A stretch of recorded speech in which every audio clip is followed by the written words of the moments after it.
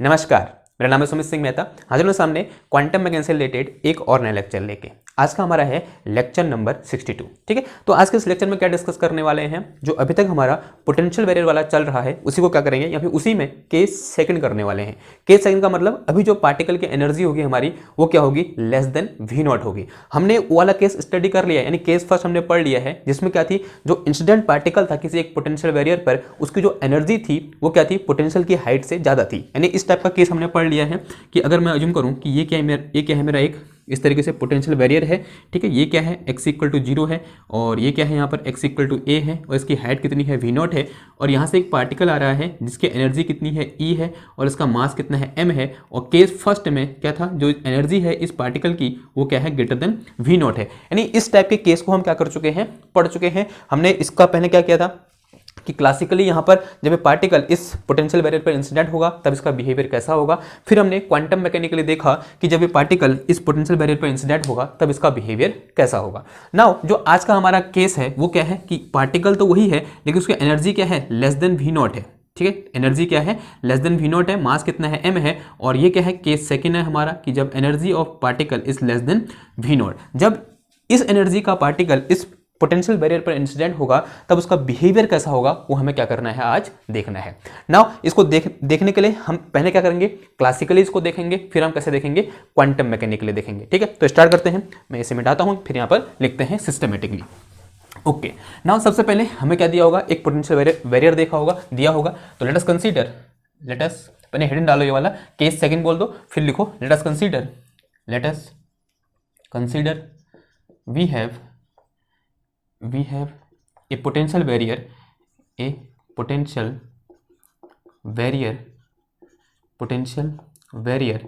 defined as follow,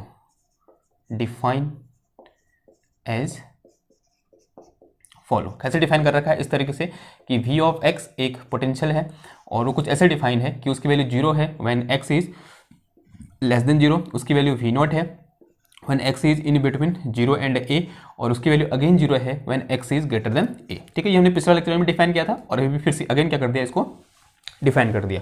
now अब इसका क्या होगा, एक ग्राफिकल रिप्रेजेंटेशन भी हो सकता है। कैसे, अज्यूम कर लो कि ये क्या है, v x एक्सेस है और इसे क्या बोल दो, x एक्सेस बोल दो। ठीक है, this is x axis, this is v x axis. इस पॉइंट, ये पॉइंट क्या है, x इक्वल टू 0 है, यहाँ कहीं पर ये पॉइंट क्या है, x equal to a point है। नाउ अब यहाँ से क्या, यहाँ जो मेरे पास पोटेंशियल है वो कितना है, 0 है, और यहाँ पर इस x इक्वल टू 0 पर पोटेंशियल कितना है, v नॉट है, और यहाँ से लेकर यहाँ तक कितना है, v नॉट है, फिर यहाँ पर अगेन 0 हो गया है, फिर यहाँ से इधर को अगेन कितना है, 0 है। ठीक है, और इसके हाइट मैंने कितनी बोल दी है, v नॉट बोल दी है। ठीक है, तो ये क्या है, एक टाइप का पोटेंशियल बैरियर है ना। अब हम क्या करेंगे, now let us assume A particle of mass m and energy E, और जो E है वो क्या है, लेस देन v नॉट है। Incident on potential well, incident on given potential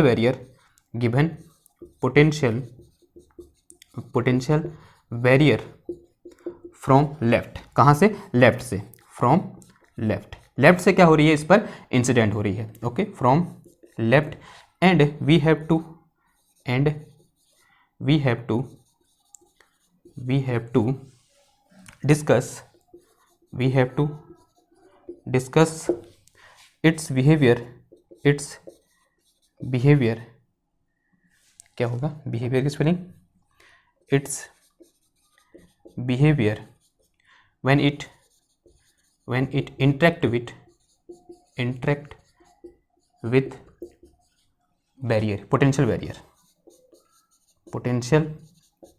barrier, उसका बिहेवियर कैसा होगा, हमें क्या करना है, डिस्कस करना है, जब वो क्या होगा, इस पोटेंशियल बैरियर से क्या होगा, इंटरेक्ट होगा। नाउ अब यहाँ पर दो रास्ते होंगे डिस्कस करने के, एक क्या होगा, क्लासिकल वे, और दूसरा क्या होगा, quantum mechanical way. We discuss it by two way, we discuss it by two way, दो रास्तों से इसको हम क्या करेंगे, डिस्कस करेंगे। टू वे, जो पहला रास्ता होगा वो क्या होगा, क्लासिकल होगा। ठीक है, कैसा होगा, क्लासिकल होगा और दूसरा होगा वो कैसा होगा, क्वांटम मैकेनिकल होगा। पहला रास्ता क्या होगा, क्लासिकल, दूसरा क्या है, क्वांटम मैकेनिकल। ओके ना, सबसे पहले क्या करते हैं, क्लासिकल एक्सप्लेनेशन। ठीक है, ओके पहला क्या है हमारा, classical explanation. Okay classical explanation, classical explanation. Okay again पहले क्या बना दो, जो मेरे पास गिवन है उसे बनाओ। ये क्या है मेरे पास, यहाँ पर एक पोटेंशियल वेल गिवन है इस तरीके से, सॉरी पोटेंशियल बैरियर गिवन है। ये क्या है, वी ऑफ एक्स है, और ये क्या है, एक्स एक्सिस है। ये पॉइंट क्या है, एक्स इक्वल टू 0, और ये पॉइंट क्या है, एक्स इक्वल टू ए। यहाँ पोटेंशियल की वैल्यू कितनी है, 0 है, और इन दोनों के बीच की वैल्यू कितनी है, इस तरीके से वी नॉट है, और फिर यहाँ से इधर कितनी है, वी नॉट है। ठीक है ना, अब यहाँ से एक पार्टिकल इंसिडेंट हो रहा है यूँ करके। ये पार्टिकल है जिसका मास कितना है, m है, और इसकी एनर्जी कितनी है, E है। ठीक है, लेफ्ट से इंसिडेंट हो रहा है तो ऐसे बना दिया हमने, जिसकी एनर्जी कितनी है, E है, और हम ऐसा अज्यूम करके चले हैं कि जो E है वो क्या है, लेस देन वी नॉट है। E क्या है, लेस देन वी नॉट है। नाउ इस पर्टिकुलर केस में यहाँ से लेकर यहाँ तक जो v ऑफ x है वो कितना है, 0 है। इस पर्टिकुलर रीजन में जो v ऑफ x है वो किसके बराबर है, वी नॉट के बराबर है, और यहाँ को अगेन जो v ऑफ x है वो कितना है, 0 है। ठीक है ना, अब यहाँ से एक पार्टिकल इंसिडेंट हुआ और कहाँ है, इस पोटेंशियल में टकराएगा। ठीक है, इस पोटेंशियल से क्या होगा, इंटरेक्ट होगा ना। क्वेश्चन ये है क्या वो इसके अंदर पेनिट्रेट कर पाएगा, क्या इस पोटेंशियल जो बैरियर है इसके अंदर पेनिट्रेट कर पाएगा। आंसर है नहीं कर पाएगा। क्यों, क्योंकि जब अगर वो यहाँ पर पहुँचा, जैसे यहाँ पर पहुँचेगा, देखो अगर मैं यहाँ पर उसका एनर्जी निकालूंगा, ये क्या है उसकी पोटेंशियल एनर्जी और ये क्या है उसकी टोटल एनर्जी, तो total energy T equal to, यहाँ पे ई इक्वल टू क्या होता है, कुछ ऐसे होता है ना, क्या जो टोटल एनर्जी ई होता है वो क्या होता है, kinetic energy plus potential energy होता है। ठीक है, और काइनेटिक एनर्जी इक्वल टू क्या होता है, टोटल एनर्जी E माइनस क्या होता है, पोटेंशियल एनर्जी होता है, और इसको V से दिखा दूँ मैं पोटेंशियल एनर्जी को, और इस केस में कितना है यहाँ पर V नॉट है। ठीक है, कितना आ गया, V नॉट आ गया, तो काइनेटिक एनर्जी इक्वल टू कितना हो गया, E माइनस V नॉट हो गया ना। अब यहाँ पर जो E है वो क्या है, लेस देन V नॉट है। अगर E less then V not है कि जो पूरा टर्म है ये कैसा हो जाएगा, नेगेटिव हो जाएगा, और हमने पढ़ा था बचपन में कि काइनेटिक एनर्जी कभी भी नेगेटिव नहीं हो सकती। इसका मतलब ये पार्टिकल इस बैरियर के अंदर नहीं जा सकता। क्यों, क्योंकि ये क्या है, क्लासिकली फॉरबिडन रीजन है। तो ये रीजन है मेरे पास, ये क्या है, क्लासिकली फॉरबिडन रीजन है। कैसा है, क्लासिकली फॉरबिडन रीजन। ठीक है, कैसा रीजन है, क्लासिकली फॉरबिडन रीजन है ना। अगेन अब ये रीजन कैसा है, क्लासिकली अलाउड रीजन है, लेकिन क्यों, क्योंकि यहाँ पर पोटेंशियल 0 है। ठीक है, पोटेंशियल Vx कितना है, 0 है, तो ये क्लासिकली अलाउड रीजन है, क्योंकि यहाँ पर काइनेटिक एनर्जी कैसी है, पॉजिटिव है। लेकिन क्या यहाँ पार्टिकल जाएगा, आंसर है नहीं जाएगा। क्यों, क्योंकि वो इसे ही यहाँ इसी में नहीं गया तो यहाँ कैसे पहुंचेगा। ठीक है, इसी ने अलाउ नहीं किया तो यहाँ वो पहुंचेगा नहीं पार्टिकल। तो क्लासिकली सिर्फ पार्टिकल इसके पास आएगा और यहाँ से क्या हो जाएगा, रिफ्लेक्ट हो जाएगा। यानी according to classical mechanics, when a particle incident on a potential barrier with energy less than v naught, then there will be total reflection. तो क्या होगा यहाँ पर, total reflection होगा। तो according to classical mechanics there will be total reflection। तो लिख दोगे यहाँ पर क्या, according to classical mechanics there will be total reflection. क्या होगा, टोटल रिफ्लेक्शन होगा, टोटल रिफ्लेक्शन। ठीक है, कारण आपको पता है क्यों होगा, क्योंकि वो इस रीजन में एंटर करेगा नहीं, क्योंकि ये क्या है, क्लासिकली फॉरबिडन रीजन है, तो यहाँ भी एंटर नहीं करेगा, तो यहाँ से क्या होना है, उसने रिफ्लेक्ट होना, और उसके पास कोई रास्ता है ही नहीं। क्लियर होगी बात। तो ये क्या होगा, हमारा क्लासिकल एक्सप्लेनेशन होगा, जो कि उतना इंपॉर्टेंट नहीं है जितना कौन सा वाला एक्सप्लेनेशन है, क्वांटम मैकेनिकल एक्सप्लेनेशन है। अब हिंट डालो क्या, क्वांटम मैकेनिकल एक्सप्लेनेशन। तो क्लासिकली क्या मिला मेरे को, टोटल रिफ्लेक्शन मिला। टोटल रिफ्लेक्शन का मतलब क्या होगा कि जितने पार्टिकल लेफ्ट से आएंगे वो सारे के सारे क्या हो जाएंगे, लेफ्ट में लौट जाएंगे। यानी R इक्वल टू कितना होगा इसके लिए, कोएफिशिएंट ऑफ रिफ्लेक्शन कितना होगा, क्लासिकली 1 हुआ, तो जो कोएफिशिएंट ऑफ ट्रांसमिशन कितना हो जाएगा, 0 हो जाएगा। ठीक है, यानी प्रोबेबिलिटी ऑफ रिफ्लेक्शन कितनी होगी, 1 होगी, और प्रोबेबिलिटी ऑफ ट्रांसमिशन कितनी होगी, 0 होगी, क्योंकि कोई भी पार्टिकल ट्रांसमिट हो ही नहीं रहा है, सारे के सारे पार्टिकल क्या हो जा रहे हैं, रिफ्लेक्ट हो जा रहे हैं। क्लियर होगी बात ना। अब हिंट डालो क्लासिकल एक्सप्लेनेशन। ओके, तो इसे मिटा रहा हूं मैं, फिर लिखते हैं क्या, क्लासिकल एक्सप्लेनेशन।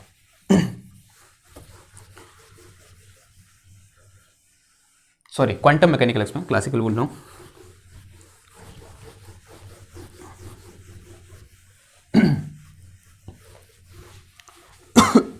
सॉरी, लिखो कौन सा एक्सप्लेनेशन, क्वांटम मैकेनिकल एक्सप्लेनेशन। ठीक है ना, अब देखो क्वांटम मैकेनिकल एक्सप्लेनेशन करना है। अगेन हमें क्या दिया है, एक पोटेंशियल दे रखा है, क्या गिवन है, ऐसे कुछ गिवन है कि गिवन है हमको क्या, v of x is equal to, कि इसकी वैल्यू 0 है when x is less than 0 और इसकी वैल्यू वी नॉट है when x is greater than 0 and less than a, इसकी वैल्यू 0 है when x is greater than a। ठीक है, अगर इसको मैं बनाना चाहूँ तो ऐसे बना सकते हैं। ये क्या बोल दिया हमने, v ऑफ x बोल दिया और इसे हमने क्या बोल दिया, दिस इज x एक्सेस। ठीक है, इस पॉइंट को क्या बोल दो, this is x equal to 0 point, यहाँ पर एक कोई पॉइंट क्या ले लो, x equal to a point. ठीक है, अगर इससे मैं इसको ड्रॉ करना चाहूँ तो यहाँ पोटेंशियल कितना है, 0 है और यहाँ पर पोटेंशियल कितना है, v नॉट है और यहाँ से यहाँ तक पोटेंशियल कांस्टेंट है जिसकी वैल्यू v नॉट है। फिर यहाँ पर अगेन कितना हो गया, 0 हो गया है, फिर यहाँ से इधर कितना है, 0 है। ठीक है, तो ये क्या है मेरे पास, यहाँ v नॉट है। ये रीजन कौन सा है, x लेस देन 0 वाला रीजन है और ये रीजन कौन सा है, यहाँ से यहाँ तक, this is when x is greater than 0 and less than a है और ये रीजन कौन सा है, x is greater than a वाला रीजन है। क्लियर होगी बात। इस रीजन को कोई नाम दे दूं, इसे मैं क्या बोल देता हूँ, रीजन 1 बोल देता हूँ। तो ये क्या हो गया हमारा, रीजन फर्स्ट हो गया है और ये जो रीजन है इसे मैं क्या बोलता हूँ, रीजन सेकंड बोल देता हूँ। तो दिस इज रीजन सेकंड और ये क्या है, रीजन थर्ड है। ठीक है, क्या है, रीजन थर्ड है। ओके ना, अभी क्या करना है हमको, क्वांटम मैकेनिकली पार्टिकल का बिहेवियर कैसा होगा ये हमें क्या करना है, पढ़ना है ना। क्वांटम मैकेनिकली इसका बिहेवियर जानने के लिए हमें क्या करना पड़ेगा, जो पार्टिकल की जो हमारे पास क्या है उसका वेव फंक्शन है इस रीजन में, इस रीजन में और इस रीजन में, वो निकालना पड़ेगा। और एक बार हमको वेव फंक्शन पता चल जाए तो उसकी हमको स्टेट पता चल जाएगी और स्टेट पता चलने का मतलब क्या होगा, हमें उसका बिहेवियर कैसा होगा ये पता चल गया। ओके ना, अब उसको निकालने के लिए, क्या निकालने के लिए, वेव फंक्शन निकालने के लिए क्या करना पड़ेगा हमको, सॉरी यार ओके, वेव फंक्शन निकालने के लिए क्या करना पड़ेगा हमको, यहाँ पर श्रोडिंगर इक्वेशन सॉल्व करनी पड़ेगी, रीजन 2 में श्रोडिंगर इक्वेशन सॉल्व करनी पड़ेगी, फिर रीजन 3 में श्रोडिंगर इक्वेशन क्या करनी पड़ेगी, सॉल्व करनी पड़ेगी। तो इस टाइप की सिचुएशन हमारे लिए पहली बार नहीं है, हम बहुत बार ऐसा कर चुके हैं। हमने स्टेप पोटेंशियल में ऐसा किया, उसके बाद पोटेंशियल बैरियर में ऐसा किया। ठीक है, तो बहुत बार ऐसा हो चुका है, तो आपको इसमें कोई दिक्कत नहीं आनी चाहिए कि मैं क्या कहना चाह रहा हूँ। ओके ना, सबसे पहले किसकी बात करते हैं, इस रीजन फर्स्ट की बात करते हैं। ठीक है, अब तो हमारे लिए ऐसा हो गया जैसे कोई कहानी सुना रही है हमारी दादी माँ। ओके, इन रीजन फर्स्ट, कहाँ देखो सबसे पहले, इन रीजन फर्स्ट में देखो, इन रीजन फर्स्ट देखो। फर्स्ट रीजन में क्या करना पड़ेगा हमको, श्रोडिंगर इक्वेशन सॉल्व करनी पड़ेगी और अज्यूम किया है हमने कि यहाँ से एक पार्टिकल आ रहा है जिसका मास कितना है, m है, जिसकी एनर्जी E है और ऑब्वियस सी बात है जो E है वो क्या है, लेस देन v नॉट है। ये लिखने की बार बार जरूरत नहीं है क्योंकि हमारा टॉपिक ही वही चल रहा है कि energy of particle is less then v not. Okay, तो इन रीजन फर्स्ट में क्या है मेरे पास, देखो इन रीजन फर्स्ट करने का मतलब क्या होगा, x लेस देन 0 है और फॉर x लेस देन 0 जो v ऑफ x है वो कितना है हमारा, 0 है। ठीक है, v ऑफ x कितना है मेरा, 0 है। तो यहाँ पर क्या हो जाएगा, देखो अगर आप श्रोडिंगर इक्वेशन लिखोगे तो श्रोडिंगर इक्वेशन क्या हो जाएगी इस रीजन में, ये हो जाएगी मेरे पास माइनस का h का स्क्वायर अपॉन क्या हो जाएगा, 2m हो जाएगा और ये क्या आ जाएगा, d square divided by dx square into psi of x और फिर प्लस का क्या होता है, v ऑफ x इंटू क्या आ जाएगा, psi of x is equal to e into कितना आ गया, साई ऑफ x आ गया ना। v ऑफ x क्या है, 0 है, तो ये वाला टर्म कितना हो जाएगा, यहाँ पर 0 हो जाएगा। तो ये आ गया मेरे पास माइनस का h का स्क्वायर अपॉन कितना आ गया, 2m आ गया और this is d square divided by dx square into psi of x, ये 0 हो गया and this is equal to कितना आ गया, e into psi of x आ जाएगा। इसको उधर भेज दो, ये आ गया मेरे पास कितना, d square divided by dx square into psi of x is equal to, ये आ गया मेरे पास कितना, माइनस का twice of me divided by h का square into psi of x, ऐसा कुछ है। ओके नाउ अब क्या करो, उसको उधर ले जाओ। यहाँ से मेरे पास ये आ गया कुछ ऐसा कि D square divided by D x square into psi of x, ये माइनस है, इधर आके प्लस हो जाएगा। तो प्लस का कितना आ गया, ये twice of M E divided by H का square into psi of x and this is equal to 0। ना अगेन आपको पता है इससे हमें क्या करना पड़ेगा, कुछ अज्यूम करना पड़ेगा। तो यहाँ पर अज्यूम कर लो, लेट ऐसे करके, लेट जो twice of M E divided by H का स्क्वायर है इसको क्या बोल दो, स्मॉल के बोल दो। क्या बोल दो, twice of M E divided by H का square equal to small K square बोलो। क्या बोलो, स्मॉल के स्क्वायर। अगर इसमें स्मॉल के निकालूंगा तो ये क्या हो जाएगा, देखो under root of twice of M E divide में कितना हो जाएगा, एच का स्क्वायर हो जाएगा। एक इंपॉर्टेंट चीज़ है, हमने पढ़ा था for E greater than V naught, हमने क्या पढ़ा था, एक K1 वहाँ पर कांस्टेंट आया था। इस रीजन में सॉल्व करने के बाद जो K1 कांस्टेंट आया था वो कुछ ऐसा आया था, सेम तो था, कितना आया था, twice of M E divided by कितना आया था, एच का स्क्वायर आया था। तो मैं यहाँ से क्या बोल सकता हूँ, जो K1 है वो किसके एनालॉजी है, स्मॉल के एनालॉजी है। बराबर नहीं है लेकिन क्या है, एनालॉजी है। तो यहाँ पर बराबर मत लिखो, क्या लिखो, सिमिलर लिखो। ठीक है, कैसा मतलब स्मॉल के, जो यहाँ स्मॉल के है वो वहाँ क्या था, K1 था। ठीक है, लेकिन वहाँ पर वैल्यू अलग हो, क्योंकि ई की वैल्यू अलग है तो ऑब्वियसली बात है वैल्यू अलग होगी, लेकिन दोनों क्या है, आइडेंटिकल है, यानी दोनों एक दूसरे क्या है, एनालॉजी है। अगर वहाँ K1 है तो यहाँ क्या आ गया, K1 की जगह स्मॉल के आ गया, ऐसा हम बोल सकते हैं यहाँ पर। तो यहाँ पर मैं क्या बोल सकता हूँ, इसको ऐसे लिख के, ऐसे बोलने की जरूरत नहीं है, तो इसको ऐसे साइड में लिख देना यूँ करके कि जो K1 है वो किसके एनालॉजी है, जो वहाँ क्या था, सॉरी हाँ, जो स्मॉल k है वो किसके एनालॉजी है, K1 के एनालॉजी है। किस वाले केस के लिए, E ग्रेटर देन V0 के लिए क्या है, K1 है, और स्मॉल k किसके लिए है, E लेस देन V0 के लिए है। क्लियर ना। अब देखो, अभी वैल्यू यहाँ से उठा के इधर पुट करो तो क्या आ जाएगा मेरे पास यहाँ पे, D square divided by D x square into psi of x and plus का क्या आ गया ये K square into psi of x and this is equal to कितना आ गया, 0 आ गया ना। ये क्या है, डिफरेंशियल इक्वेशन है। कितनी बार सॉल्व कर दिया, कम से कम 10 बार सॉल्व कर दिया, तो इस बार भी सॉल्व कर लेंगे। कितना हो जाएगा बताओ इसका आंसर, अब तो एक्सपर्ट हो गए होगे। तो क्या लिखेंगे इसके लिए, एक्सिलरी इक्वेशन लिखेंगे, तो कितना आ जाएगा देखो, M square plus small K square is equal to 0। तो यहाँ से एम इक्वल टू कितना आ जाएगा, एम स्क्वायर इक्वल टू आ जाएगा माइनस का स्मॉल के स्क्वायर, तो एम इक्वल टू आ गया मेरे पास प्लस माइनस आयोटा के आ गया। यानी रूट कैसे हैं, इमेजनरी है और डिस्टिंक्ट है। And whenever roots are imaginary and distinct then the solution will be psi of X is equal to क्या हो जाता है, ए ई की पावर आयोटा स्मॉल के एक्स प्लस बी ई की पावर माइनस आयोटा स्मॉल के x, ये हो जाता है। तो this is the solution of Schrodinger equation in region first. तो इसको मैं क्या लिख दूं, साई 1 लिख दूं। तो psi 1 X is equal to क्या आ गया, ए ई की पावर आयोटा के एक्स प्लस का बी ई की पावर माइनस आयोटा के एक्स। नाउ अब इसे देखते ही आप बोलोगे कि यहाँ पर क्या है, ये किसको दिखा रहा है, इंसिडेंट वेव को दिखा रहा है। ये किसको दिखा रहा है, इंसिडेंट वेव को दिखा रहा है।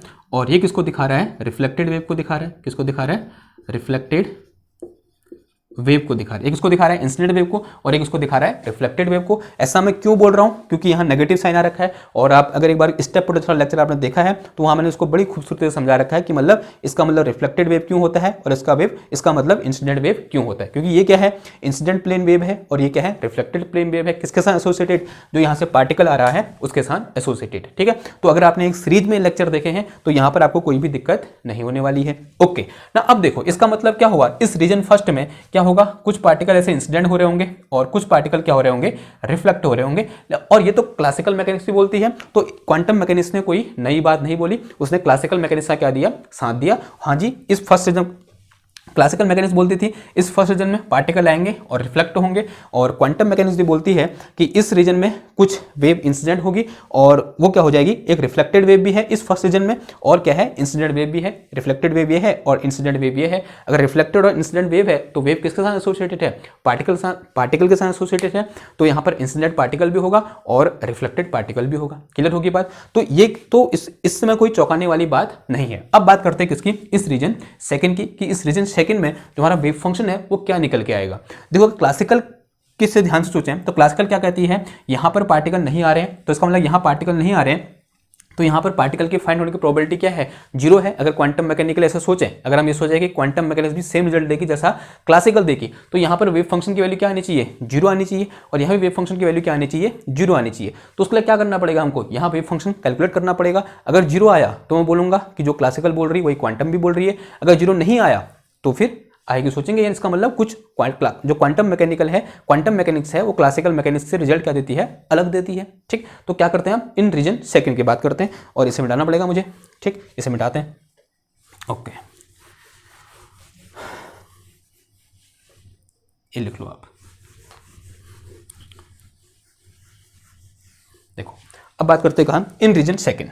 रीजन सेकंड में बात करो। रीजन सेकंड का कहने का क्या मतलब हुआ कि when is x is greater than 0 and less than a, और इस रीजन में जो v ऑफ x है वो किसके बराबर है मेरे पास, v0 के बराबर है। ओके, एक मिनट पानी पी लेता हूँ, मेरे गले में पता नहीं क्या हो रहा है आज सॉरी।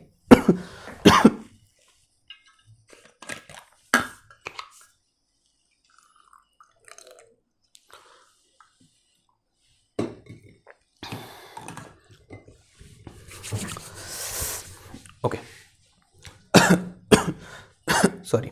ओके चलो देखो आओ, अब क्या करो, श्रोडिंगर इक्वेशन लिखो इस रीजन सेकंड में। यहाँ पर क्या करो, श्रोडिंगर इक्वेशन लिख दो। क्या हो जाएगा देखो, श्रोडिंगर इक्वेशन माइनस का h का स्क्वायर अपॉन कितना आ जाएगा, twice of M D square divided by D x square into psi of X, और प्लस का कितना आ जाएगा ये V of X into psi of X is equal to E into कितना आ गया साई ऑफ एक्स। अब वी ऑफ एक्स की जो क्या पुट कर दोगे वी नॉट पुट कर दोगे, तो यहाँ से क्या आ जाएगा माइनस का एच कट स्क्वायर अपॉन कितना आ जाएगा ये twice of M D square divided by D x square into psi of X, plus का कितना आ गया वी नॉट आ गया, और यहाँ क्या आ गया psi of X is equal to E into कितना आ गया साई ऑफ एक्स आ गया। एक काम करो इसे इधर भेज दो, ये आ गया मेरे पास क्या माइनस का H cut square upon 2m, और ये हो जाएगा D square divided by D x square into psi of X is equal to, इधर जाके माइनस हो जाएगा ये क्या आ जाएगा ई माइनस का वी नॉट इंटू कितना आ जाएगा साई ऑफ एक्स आ जाएगा। ना यहाँ पर क्या करना पड़ता है, बड़े में से छोटे को घटाना होता है, तो बड़ा कोना यहाँ पर वी नॉट है, तो यहाँ पर क्या क्रिएट करना पड़ेगा हमको V naught minus E create करना पड़ेगा, उसके लिए माइनस कॉमन ले लो, तो ये आ गया मेरे पास क्या माइनस का एच कट स्क्वायर अपॉन कितना आ गया 2m आ गया, and this is D square divided by D x square into कितना आ गया psi of X is equal to minus का ये आ गया मेरे पास वी नॉट माइनस का ई इंटू कितना आ गया साई ऑफ एक्स, माइनस से ये माइनस क्या हो जाएगा हमारा कैंसिल हो जाएगा। ओके इधर देखो इसको इधर भेज दो, ये आ गया मेरे पास कितना आगे D square divided by D x square into psi of X is equal to twice of M, ये आ गया मेरे पास वी नॉट माइनस का ई और अपॉन कितना होगा H cut square into psi of x, इसे इधर ले आओ, ये आ गया मेरे पास कितना देखो D square divided by D x square into psi of X, इधर अगर माइनस हो जाएगा ये माइनस का twice of M divided by H cut square into कितना आ गया वी नॉट माइनस का ई इंटू कितना आ गया psi of x, and this will be equal to 0। Now again यहाँ पर इसको क्या क्या यूम कर लेंगे, कुछ कॉन्स्टेंट एज्यूम कर लेंगे, क्या करें बताओ, जैसे यहाँ क्या किया स्मॉल के कर रखा है, स्मॉल के कर रखा है, तो इसे क्या बोल दो कैपिटल के बोल दो, ठीक है कैपिटल के स्क्वायर बोल दो, तो यहाँ पर कॉन्स्टेंट हमने एज्यूम कर रखा है उसे क्या बोल दो कैपिटल के स्क्वायर, तो लेट किया हमने, तो यहाँ पर 2m डिवाइडेड बाई कितना आ गया एच कट स्क्वायर इंटू कितना हो गया वी नॉट माइनस का ई इज इक्वल टू क्या लिख दो कैपिटल के स्क्वायर, ठीक है ध्यान देना कैपिटल के ये है, कैपिटल के स्क्वायर ये है और स्मॉल के ये है, ठीक है ओके ना, तो यहाँ से कैपिटल के इक्वल टू कितना हो जाएगा, ये आ जाएगा मेरे पास कितना under root of twice of M divided by H cut square into V naught minus का ई आ जाएगा, ठीक ऐसा आ गया। ये क्या है एक इंपॉर्टेंट फॉर्मूला है, आपको क्या रखना है इसको याद रखना है कि आपने कैपिटल के क्या ले रखा है ना। अगर मैं किसकी बात करता हूँ, एक हमने पिछला वाला केस पढ़ा था किसके लिए for E greater than V naught, E greater than V naught के लिए जो मेरे पास K2 था वो कुछ ऐसा था कि अंडर रूट ऑफ क्या था अंडर रूट ऑफ कुछ इस तरह twice of M divided by H cut square into E minus V naught था वहाँ पर, ठीक है यहाँ क्या है वी नॉट माइनस ई है, वहाँ क्या था ई माइनस वी नॉट था, ठीक है। अब एक काम करो अगर माइनस में बाहर ले लूँ तो कितना हो जाएगा देखो ये अंडर रूट ऑफ माइनस का twice of M divided by H cut square, twice of M divided by H cut square और इंटू कितना आ जाएगा यहाँ से वी नॉट माइनस ई आ जाएगा, क्योंकि हमने क्या लिया माइनस बाहर ले लिया। ओके ना ये -1 अंदर है और अंडर रूट के अंदर -1 होता है तो क्या आयोटा हो जाता है, तो ये क्या हो जाएगा देखो यहाँ पर ये हो जाएगा iota under root of twice of M divided by H cut square into V naught minus E हो जाएगा, ठीक है ऐसा कुछ हो जाएगा ना। अब ये जो अंदर लिखा है जो अंडर रूट के अंदर है, अंडर रूट के साइज जो है वो क्या है कैपिटल के है, और ये क्या है मेरे पास K2 है, जो K2 होगा वो किसके एनालॉजी है मेरे पास यहाँ पर आयोटा इंटू कैपिटल K के बराबर है। यानी अब आगे से जहाँ जहाँ पर हम क्या लिखेंगे K2 पिछले वाले लेक्चर में जहाँ जहाँ K2 आया था वहाँ क्या आ जाएगा आयोटा K आ जाएगा, ठीक है ऐसा हम सोच सकते हैं कि जहाँ पर वहाँ क्या था K2 था वहाँ पर इस पर्टिकुलर केस में ई लेस देन वी नॉट के लिए क्या होगा आयोटा K होगा, ठीक है। तो ई लेस देन वी नॉट के लिए K2 की जो कितना रिप्लेस कर देंगे हम आयोटा K रिप्लेस कर देंगे। अभी उतना अच्छा नहीं लग रहा होगा सुनने में, लेकिन अभी जब हम ट्रांसमिशन कोफिशिएंट और कोफिशिएंट और रिफ्लेक्शन करेंगे तो वहाँ पर आपको बड़ी आसानी होगी ट्रांसमिशन कोफिशिएंट और कोफिशिएंट और रिफ्लेक्शन लिखने के लिए, ठीक। तो ये इसे क्या कर लो एक साइड में नोट कर लो कि जो जहाँ इस केस में क्या है आयोटा K है और वहाँ उस केस में क्या था, इस केस में क्या था यानी इस रीजन में क्या था K2 था, ठीक है यानी K2 को किससे रिप्लेस कर दिया आयोटा K से रिप्लेस कर दिया। ओके ना अब देखो क्या करना है, ठीक है इसे उठाकर इधर पुट करना है, तो क्या हो जाएगा देखो ये हो जाएगा मेरे पास यहाँ पर this is D square divided by D x square into psi of x and minus का क्या हो जाएगा ये capital K square into psi of x and this is equal to 0। Again ये क्या है डिफरेंशियल इक्वेशन है, कर दो सॉल्व। कैसे सॉल्व करेंगे इसके लिए एक्सिलरी इक्वेशन लिखो, क्या हो जाएगा एम स्क्वायर माइनस का के स्क्वायर इज इक्वल टू 0। तो यहाँ से एम स्क्वायर इक्वल टू क्या हो जाएगा के स्क्वायर हो जाएगा, तो एम इक्वल टू कितना आ गया प्लस माइनस के आ गया।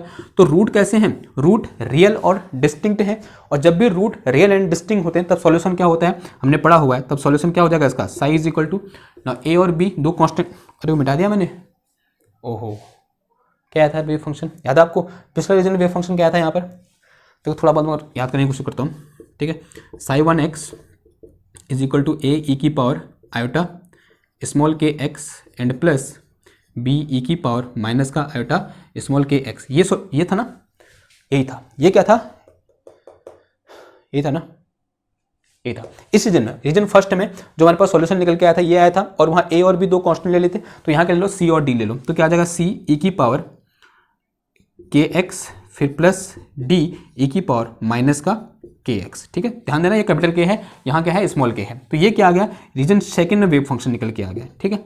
ये क्या निकल के आया, रीजन सेकंड में वेव फंक्शन निकल के आया। देखो क्या दिखा रहा है, इसमें दो टर्म है, ये वाला टर्म क्या है, एक्सपोनेंशियली इंक्रीज कर रहा है, और ये टर्म क्या कर रहा है, एक्सपोनेंशियली डिके कर रहा है, ठीक है। तो मैं फाइनली ये बोलूंगा कि इस रीजन में जो पार्टिकल यहाँ क्या इंटर करेगा, उसका जो वेव फंक्शन है वो क्या कर रहा है, एक्सपोनेंशियली डिके कर रहा है, यानी उसकी जैसे जो अंदर घुसेगा उस पार्टिकल के फाइंड होने की प्रोबेबिलिटी क्या करते जाएगी, डिक्रीज करते जाएगी। क्यों, क्योंकि वो क्या कर रहा है, एक्सपोनेंशियली डिके कर रहा है, क्योंकि ये वाला टर्म क्या होगा, डोमिनेंट होगा, कौन सा वाला, ये वाला, तो वो क्या करेगा, एक्सपोनेंशियली इस तरीके से डिके करेगा। अगर वेव फंक्शन एक्सपोनेंशियली डिके कर रहा है तो उस पार्टिकल की फाइंड होने की प्रोबेबिलिटी इसके अंदर क्या होगी, बहुत ही कम होगी, लेकिन वो पार्टिकल इसके अंदर पाया जाएगा। लेकिन क्लासिकल क्या कहती थी कि इसके अंदर वो नहीं पाया जाएगा, लेकिन क्वांटम मैकेनिक्स क्या कहती है कि इसके अंदर पार्टिकल होगा, यानी इसके अंदर पार्टिकल क्या करेगा, पेनिट्रेट करेगा। लेकिन कैसे करेगा, यानी उसके फाइंड होने की प्रोबेबिलिटी होगी, वो जैसे जैसे हम इस बैरियर के अंदर घुसते जाएंगे वैसे वैसे उसके फाइंड होने की प्रोबेबिलिटी क्या होती जाएगी, कम होती जाएगी। और कम क्यों हो रही है, क्योंकि इस जो मेरे पास वेव फंक्शन है उसमें ये जो टर्म है वो कौन सा वाला टर्म है, एक्सपोनेंशियली डिके कर रहा है। और अगर वेव फंक्शन एक्सपोनेंशियली डिके कर रहा है, इसका मतलब जो प्रोबेबिलिटी होगी वो क्या करेगी, डिक्रीज करेगी, जैसे जैसे हम क्या करेंगे, x इक्वल टू 0 से आगे बढ़ेंगे इस बैरियर के अंदर, ठीक है ना। तो ये तो कौन सा वाला हो गया मेरे पास, इन रीजन सेकंड हो गया। रीजन सेकंड में कुछ ऐसा आ गया, तो रीजन सेकंड में क्या है मेरे पास, सी ई की power capital K x plus D e की power minus capital K x, ये आ गया कहाँ, इन रीजन सेकंड। अब किसकी बात करते हैं, रीजन थर्ड की बात करते हैं। देखो एक केस तो ये हो सकता है कि इसको पेनिट्रेट कर ही ना पाए, ठीक है, लेकिन मैक्सिमम टाइम क्या कर जाता है, पेनिट्रेट कर जाता है, यानी यहाँ पर एक्सपोनेंशियली इस तरीके से डिके होगा कि वो, यानी इस यहाँ भी पार्टिकल के फाइंड होने की प्रोबेबिलिटी कुछ ना कुछ होगी। अगर होगी तो वो कैसी होगी, ठीक है, वो देखते हैं। नहीं, उसके लिए हमको यहाँ क्या करना पड़ेगा, वेव फंक्शन फाइंड करना पड़ेगा, तो हम फाइंड कर देंगे कैसे, यहाँ पर श्रोडिंगर इक्वेशन को सॉल्व करके। तो करो फिर, इसमें मिटाओ, इसमें मिटाते हैं। अब बात करते हैं कहाँ, इन रीजन थर्ड। देखो इन रीजन थर्ड, इन रीजन थर्ड, थर्ड रीजन में क्या हो जाएगा, जो मेरे पास x है वो क्या है, ग्रेटर देन a है। अगर x ग्रेटर देन a है तो x ग्रेटर देन a में जो v ऑफ x है वो कितना है मेरे पास, 0 है। v ऑफ x कितना है हमारा, 0 है, ओके ना। अब देखो, अब सॉरी, अगर यहाँ से मैं क्या लिखना चाहूँ, श्रोडिंगर इक्वेशन लिखना चाहूँ, तो श्रोडिंगर इक्वेशन क्या हो जाएगा बताओ, ये हो जाएगा मेरे पास माइनस का h का स्क्वायर अपॉन 2m हो जाएगा, और ये क्या आ जाएगा, D square divided by D x square into psi of X plus का v of x into psi of x is equal to E into psi of x आ जाएगा ना। ये टर्म क्या हो जाएगा, 0, because v of x is 0, तो ये आ गया मेरे पास माइनस का h का स्क्वायर अपॉन कितना आ जाएगा, ट्वाइस ऑफ m आ जाएगा, और D square divided by D x square into psi of x, ये 0 हो जाएगा। तो क्या बचा मेरे पास यहाँ पर, सिर्फ e into psi of x बचा। इसको इधर भेज दो, तो D square divided by D x square into psi of x is equal to twice of M E divided by H का स्क्वायर, ये माइनस भी आ गया इधर पे, और ये क्या आ गया यहाँ पर, साई ऑफ x है, इसे इधर ले आओ, तो ये आ गया मेरे पास क्या, d square divided by D x square into psi of x plus का twice of M E divided by कितना आ गया, एच का स्क्वायर आ गया इंटू साई ऑफ x आ गया, ठीक है। इसे कुछ इक्वेशन बोल दें, यहाँ पे इक्वल टू 0 है, ठीक है। कुछ इसको कुछ अज्यूम कर लो आप, ये जो यहाँ पर कॉन्स्टेंट आ रखा है, अगेन क्या अज्यूम कर लो, स्मॉल के अज्यूम कर लो, क्योंकि हमने यही ले रखा है उसको। इसे मिटा दूं, इसे मिटाओ, ठीक है। अब देखो, तो अगेन लेट करो, लेट जो मेरे पास twice of M E divided by H का स्क्वायर है, उसको हमने क्या अज्यूम कर लिया, स्मॉल के स्क्वायर अज्यूम कर लिया। तो स्मॉल के इक्वल टू कितना हो गया यहाँ से, under root of twice of M E divided में कितना आ गया, एच कट स्क्वायर आ गया। ठीक, इसको याद रखो, इसकी के स्क्वायर रखो इसकी जगह, कितना आ जाएगा देखो, ये आ गया मेरे पास कितना, D square divided by D x square into psi of x, फिर क्या आ गया यहाँ पर प्लस का small K square into psi of X is equal to zero. Again ये क्या है, डिफरेंशियल इक्वेशन है, और फर्स्ट जैसा यहाँ थी वैसे यहाँ भी है, तो यहाँ क्या हो जाएगा बताओ सॉल्यूशन, जो psi of X in third region क्या हो जाएगा, सी ए बी सी डी हो गया था, और यहाँ क्या लिख दो एफ ई की पावर आयोटा स्मॉल के एक्स प्लस जी ई की पावर माइनस का आयोटा स्मॉल के एक्स, ये हो जाएगा ना। अब देखो ये किसको दिखा रहा है, इंसिडेंट वेव को दिखा रहा है, और ये किसको दिखा रहा है, रिफ्लेक्टेड वेव को दिखा रहा है, यानी ऐसे ही बोलते हैं ये क्या है, ट्रांसमिटेड वेव है, और ये क्या है, रिफ्लेक्टेड वेव है ना। अब इस रीजन की बात कर रहे हैं, इस रीजन में क्या कोई हिस्सा है को, यानी x ग्रेटर देन ए रीजन में, यानी यहाँ जब x क्या है ग्रेटर देन ए है, तो क्या यहाँ कोई डिस्टर्बेंस है, कोई डिस्टर्बेंस नहीं है,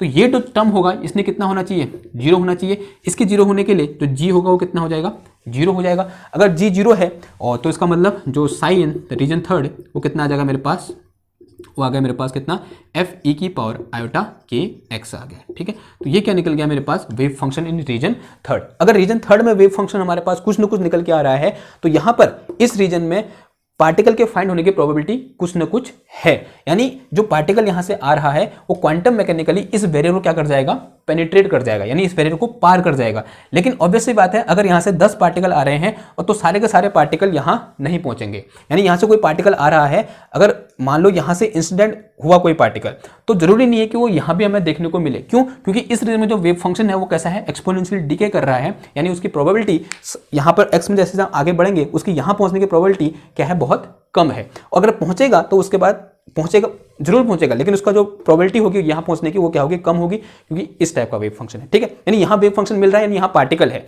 और एक्सपोनेंशियल डिके कर रहा है, वो किस रीजन में, इस रीजन में। ठीक है, इसका स्कीमेटिक बनाते हैं फिर बेहतर समझ में आएगा। तो यहां पर थर्ड हो जाएगा, साई थर्ड कितना आ जाएगा देखो, ये आ जाएगा मेरे पास एफ ई की पावर आयोटा के एक्स आ गया। ठीक है, ओके,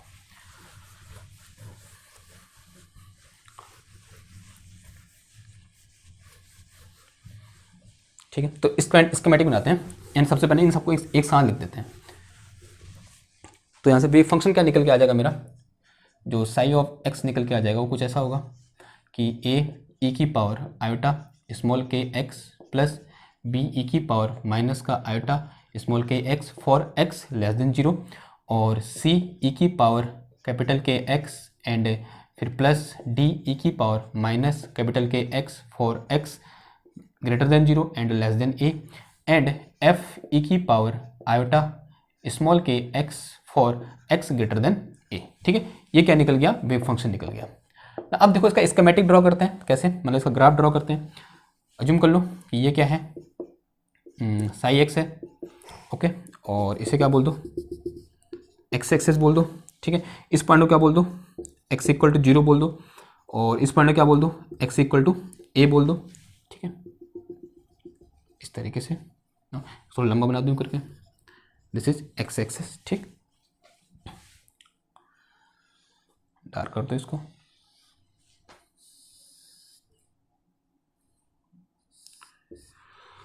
ओके। अब देखो क्या हो रहा है, यहां से इस रीजन में देखो, ये कौन सा है, x लेस देन जीरो वाला रीजन है। ये रीजन कौन सा है, when x is greater than zero and less than a है। और रीजन कौन सा है, x ग्रेटर देन a वाला रीजन है। यहाँ वेव फंक्शन कैसा है, साइनोसॉइडल है। इसके ग्राफ इसके वेव फंक्शन को देखकर मिल रहा है, तो यहाँ ग्राफ कैसा आएगा, साइनोसॉइडल आएगा, बना दो। ठीक है, इस तरीके से आएगा। ठीक है, ये ग्राफ आया, थोड़ा सा ऐसे बनाओ,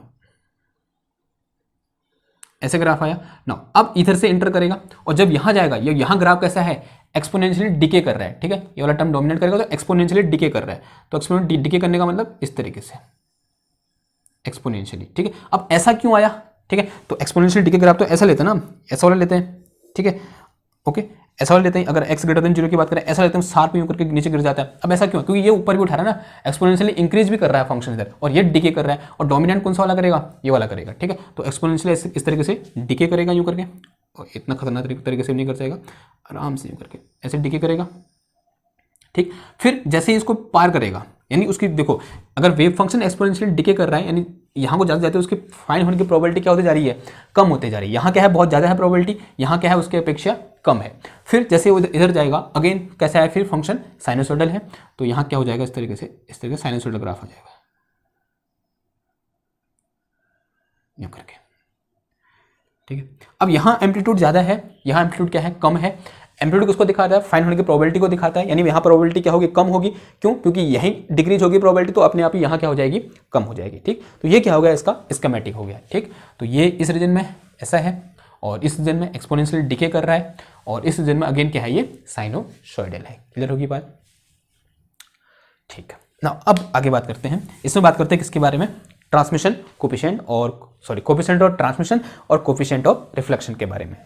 तो हिंट डालो, ठीक है। ये स्कीमेटिक समझ में आ गया, ठीक है, ऐसा ही है। और वेव फंक्शन इंपॉर्टेंट है, ये याद कर लेना, या फिर कैसे ड्राइव करते हैं आपको पता होना चाहिए। इसे मिटाऊं, अब हिंट डालो क्या, coefficient of transmission and coefficient of reflection. देखो एक मिनट करो, इसके दो पार्ट कर दो यूँ करके, दो पार्ट किए। यहाँ लिखो for coefficient of transmission T and R, क्योंकि उसको हम टी और आर से दिखाते हैं, T and R for E greater than V naught. और यहाँ लिखो किसके लिए, टी एंड आर, दोनों को साथ लेके चलते हैं, कंपेयर कराते चलेंगे, तो यहाँ हमको याद करने की जरूरत नहीं पड़ेगी। यहाँ तुमने याद किया था, यहाँ हमको याद करने की जरूरत नहीं पड़ेगी। T and R for E less than V naught. इधर के लिए बताओ, इधर के लिए क्या था, इधर का जो आर था हमारे पास को ऐसे डिफाइन किया था हमने कि 1 plus twice of 4 E into E minus V naught, E minus V naught divided by क्या था, वी नॉट स्क्वायर इंटू यहाँ क्या था, sine hyperbolic square, sorry sine hyperbolic उधर होता है, इधर क्या हो जाएगा, साइन K2 था, इधर क्या था, sign K2 sine square K2a ऐसा था, और इसकी पावर -1, ठीक। और जो कोफिशिएंट ऑफ ट्रांसमिशन था वो क्या था, T इक्वल टू वो था मेरे पास 1 प्लस, और ये ऊपर चला जाएगा, ये हो जाएगा मेरे पास वी नॉट स्क्वायर और साइन स्क्वायर K2a, और डिवाइड में कितना आ जाएगा 4e इंटू, और this is e minus V naught, और इसका इनवर्स, ठीक है ना। जब हम इधर बात करेंगे, इधर क्या हो जाएगा, देखो इधर ट्रांस आर। अब देखो एक चीज़ है, देखो ये क्यों लिखे मैंने, ये तभी लिखे हैं, जहाँ इधर K2 है वहाँ क्या लिख दो, आयोटा के लिख दो, तो क्या आ जाएगा, इसके लिए आ जाएगा। तो यहाँ से T इक्वल टू क्या हो जाएगा बताओ, देखो सबसे पहले K इधर आ रहा है, तो यहाँ पर K2 क्या पुट कर दोगे, आयोटा के पुट कर दोगे। अगर मैं यहाँ से साइन किसकी निकालूं, साइन K2a निकालूं, तो साइन K2a इस पर्टिकुलर रीजन में, यानी इस केस के लिए कितना हो जाएगा, साइन K2 की जगह क्या रख दोगे, IK लिख दोगे, तो IKA हो जाएगा। और साइन आयोटा के किसके बराबर होता है, आयोटा साइन हाइपरबोलिक ए के बराबर होता है, क्योंकि हमने फॉर्मूला पढ़ा है ना, क्या, sine I theta is equal to iota sine hyperbolic theta, ठीक है, BSc फर्स्ट ईयर में। ओके, तो क्या आ जाएगा इधर से, and this will be equal to iota sine hyperbolic KA, और अगर मैं यहाँ से क्या निकालूं, साइन स्क्वायर K2a निकालूं, तो कितना हो जाएगा, देखो आई का स्क्वायर क्या हो जाएगा माइनस, और ये क्या आ जाएगा, साइन हाइपरबोलिक स्क्वायर KA आ जाएगा, ठीक है, क्या आ जाएगा, साइन हाइपरबोलिक स्क्वायर KA। तो जहां इस पर्टिकुलर केस में साइन स्क्वायर K2a था, उसकी जो क्या रख दोगे आप, माइनस का साइन स्क्वायर हाइपरबोलिक KA रख दोगे, तो यहाँ पर T और R निकल के आ जाएंगे। तो यहाँ से T इक्वल टू क्या हो जाएगा बताओ, T इक्वल टू हो जाएगा मेरे पास कितना, 1 प्लस, अब देखो यहाँ माइनस साइन आएगा, इसके साथ इसकी जगह पर ये पुट करोगे, जब माइनस साइन आएगा उसको यहाँ खपा दो, यहाँ ई माइनस वी नॉट था, तो यहाँ क्या लिख दो, वी माइनस ई नॉट लिख दो, तो ये माइनस साइन ऊपर खप जाएगा, तो क्या हो जाएगा, देखो यहाँ से 4e into V naught minus का ई, और डिवाइड में कितना आ जाएगा, V naught square into this is sine hyperbolic square into कितना आ गया KA, और इसके पावर कितना आ जाएगा, -1 हो जाएगा। Similarly coefficient of reflection R equal to कितना हो जाएगा, ये आ जाएगा 1 प्लस, ये आ गया मेरे पास V naught square, and this is sine hyperbolic square, और ये क्या आ गया, KA आ गया, और अपॉन कितना आ जाएगा, ये 4e into V naught minus कितना आ गया, E आ गया, और ये क्या आ गया यहाँ पर -1 आ गया, ठीक है। तो ये क्या निकल गया, फॉर E लेस देन 0 किसके लिए, sorry E less than V naught के लिए, ये ध्यान देना, E less than V naught के लिए, और ये भी किसके लिए है, E less than V naught के लिए, और ये किसके लिए है, E greater than V naught के लिए, और ये भी किसके लिए है, E greater than V naught के लिए, ठीक है। ये इंपॉर्टेंट है, ध्यान रखना, बहुत इंपॉर्टेंट है, इनसे क्वेश्चन बनता है।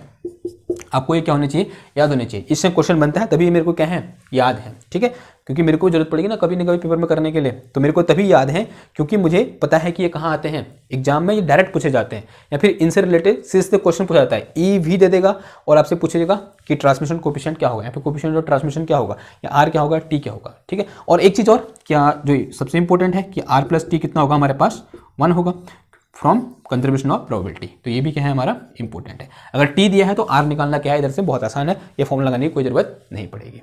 ठीक, क्लियर होगी बात। तो यहाँ पर अल्ट्राफिकेशन में नहीं है, अगर ये हमने को याद है तो ये निकालना क्या बड़ा आसान है, क्योंकि K2 को किससे रिप्लेस कर देंगे हम, एटा के से, और स्मॉल k को किससे रिप्लेस कर देंगे, K1 को किससे रिप्लेस कर देंगे, स्मॉल k से, इस पर्टिकुलर केस के लिए when E is less then V0। ठीक है, तो आज यहीं पर खत्म करते हैं। नेक्स्ट लेक्चर में जैसे हमने इस केस के लिए डिस्कस किया था कि when E tends to V0 तब कैसा केस होगा, यानी तब किस टाइप की ट्रांसमिशन कोफिशिएंट में, तो ट्रांसमिशन कोफिशिएंट में किस टाइप का चेंज हमें देखने को मिलेगा, हमने यहाँ डिस्कस किया था। सिमिलरली इस केस में क्या करेंगे उसको डिस्कस करेंगे। ठीक है, और आज के लिए बस इतना ही है।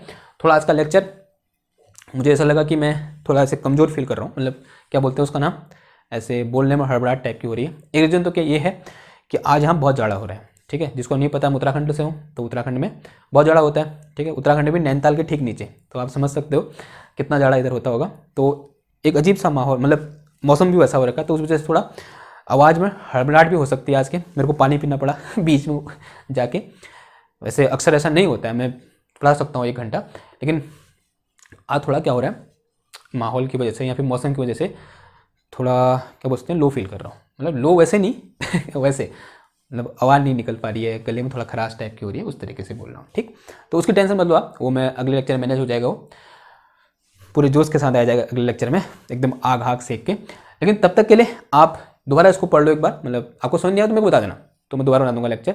लेकिन मेरे ख्याल से ठीक ही हुआ है यार। ठीक है, तो मैनेज कर लेना आप थोड़ा बहुत। तो मिलते हैं आपसे नेक्स्ट लेक्चर में, किसके साथ, जो आगे का बचे हुए टॉपिक है, यानी जो टी के लिए हमको क्या कंडीशन निकालनी है, जो नई कंडीशन, एक सेपरेट केस निकल के आएगा कि when E tends to V0 तब क्या होगा। ओके, आई होप आपको ये समझ में आया होगा। तो मिलते हैं आपसे नेक्स्ट लेक्चर में, तब तक थैंक यू, धन्यवाद।